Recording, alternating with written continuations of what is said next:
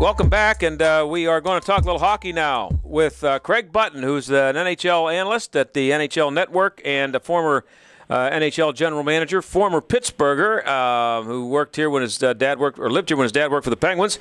Craig, how you doing? I am good, Mr. Steigerwald. How are you today? Good, and I want to start off with a tweet that I got here from someone whose Twitter handle is BHS of 2013.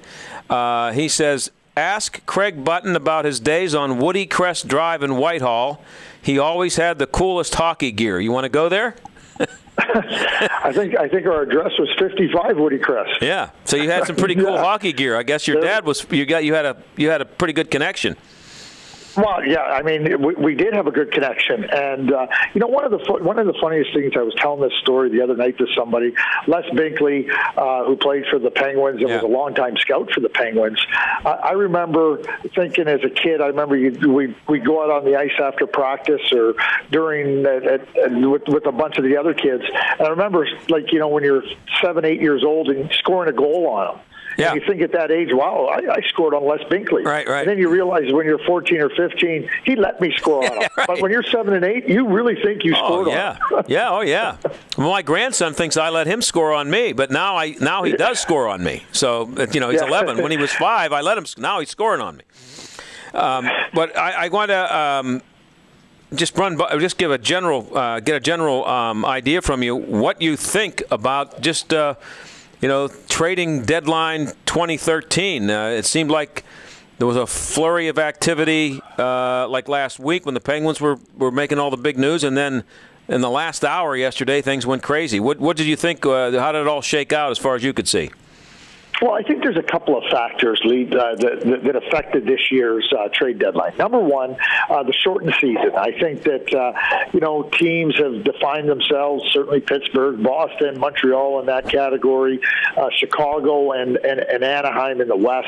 And so I think there's a very clear view for other teams, what they have to do to perhaps compete against those teams. And then for those specific teams to try to look at what they can do to give themselves an edge against those other top teams. So I think you had a very narrow market, and I think that when you have teams that are saying, "Listen, we want to make the playoffs, but we know we're not going to improve our team enough to knock off the Bruins or knock off the Penguins or the Blackhawks," that you become very realistic. That's number one. Number two, the cap next season is going to be a hard $64.3 million.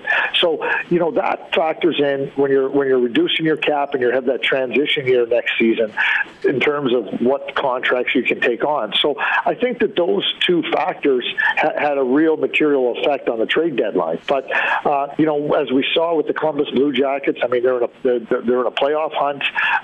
They ended up trading for a player that's going to help them not only now but next year, because he has a year left on his contract. And I think for them, that's a good step. I think the Minnesota Wild getting Palmerville, that's obviously something that helps them now and is going to help them next year, much in the same way as it does for the Blue Jackets. And teams like the Penguins, teams like the Bruins, I mean, their future is very strong, but they wanted to solidify for today. So they end up moving for players like Iginla and Morrow and Murray and Yager, and that gets them to that level where they think they can best position themselves to compete for the Stanley Cup. So busy as we saw, but as you saw with the Penguins, they jumped out in front and really had everybody else reacting to what they did. Yeah, and you mentioned Columbus, and you're talking, I'm assuming, about Gaborik.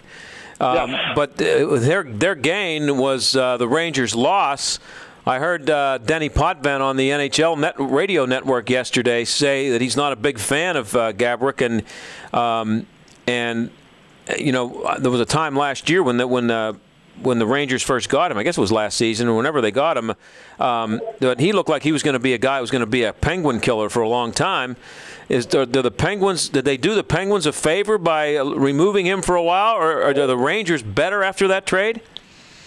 Well, I guess it's always interesting to assess are they better after the trade. I have great respect for Dennis Potvin, but I don't share his sentiments on Marian Gaborik. I think Marian Gaborik's a very good player. Two times he was a 50-goal scorer or a 40-goal scorer for the New York Rangers in the past 3 years, and in the 1 year when he was injured, he had 22.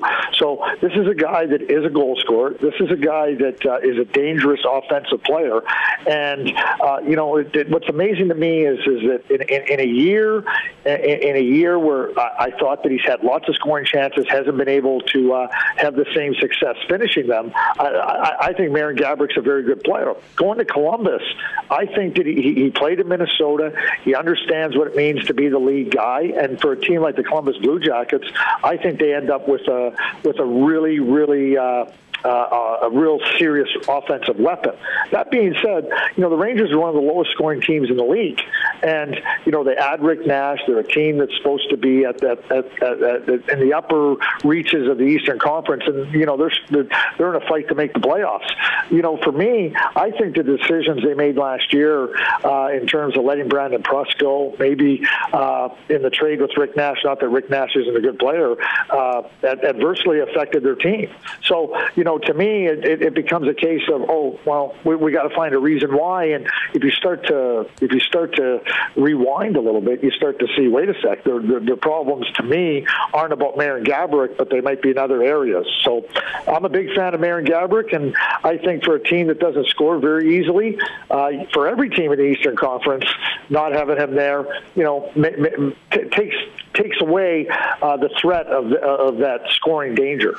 Yeah, and I'm wondering if when you saw the fact that Jágr ended up in Boston after Boston had thought right up to the last minute that they had Iginla, so they obviously made a big push for him.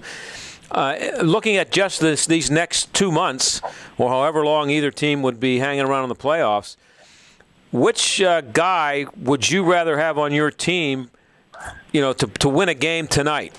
Jarome Iginla or Jaromir Jágr? Game 7's tonight. Wow, isn't that talk about making me choose between a rock and a hard place? Yeah, that is something else. Here's what I would say.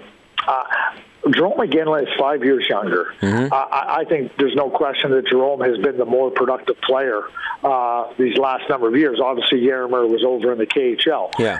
And I think the mitigating difference for me right now, Jaromir's won 2 Stanley Cups. He cemented his reputation as one of the greatest NHL players of all time. So it isn't about what Jaromir isn't. But I think it's about the hunger and the desire that Jarome Iginla has right now to win a Stanley Cup. And I think that if I'm playing a game tonight, I've seen Jarome perform in the most important games, and he's always been a key guy for his team. And if it's a Game 7 tonight, I'm going to take Jarome. And you've seen Iginla up close for a while. What should Penguins fans have only seen him for 2 games, and the last one here last night doesn't even count. That was such the Penguins didn't show up last night against the Rangers. What should the Penguins? What are Penguins fans going to see from this guy after he gets feeling comfortable and settled into what line he's going to be on and all that stuff? I think you just hit it up. Once he feels comfortable, what you're going to see from Jarome Iginla is a fierce competitor, a competitor that is determined to score, a competitor that is determined to carve out space for himself on the ice. I mean, he's going to get there using it as skill. He's going to get there using his power. And I think that when you start to look at a guy that can shoot the puck, I mean, the goal he scored, his first goal as a Penguin, is just a glimpse of what Jarome Iginla can do. He can shoot the puck as well as anybody in the league still. He can score from the top of the circles and flat out beat goaltenders. I mean, a lot of times you see, the Penguins move in waves and they come from behind, they move passes across side to side, and then they score. I mean, James Neal probably would be the guy that probably that would be the greatest similarity to Jarome in terms of shot and ability to beat a goaltender and threaten a goaltender. But once Jarome gets comfortable, with whoever he's playing with and understands the type of game, you're going to see an increasing level of confidence with him on the ice, and you're going to see an increasing level of productivity. He's been a key game performer, as I mentioned, but he is that guy that says, okay, tonight you need me, tonight I'm there. Oh, tomorrow night you need me, tomorrow night I'm there. And as we all know, playoffs, you got to win 16 games. I have no doubt that Jerome Iginla is going to be right at the forefront of the successes that the Pittsburgh Penguins are planning on having. And a lot of people, and the other thing too, he doesn't have to worry about being the lead guy. He's got a great complement of players around him, and I think that will make him even better. Now, you